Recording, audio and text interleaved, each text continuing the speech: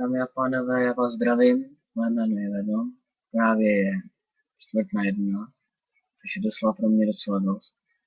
A chci vám říct, že nahrál jsem 2 videa, to znamená, že třetí video bude takový slavný a překročili jsme hranici 5 odběratelů, což je podle mě docela dost dobrý.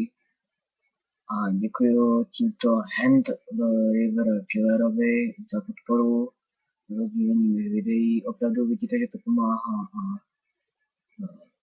doufám, že se vám bude líbit, formát mých videí. A taky chci jenom říct jedno, že později, asi tak někdy v únoru nebo v lednu, proběhne změna kanálu, změna jména a možná proběhne i něco to, že vytvořím nějakou fanpage.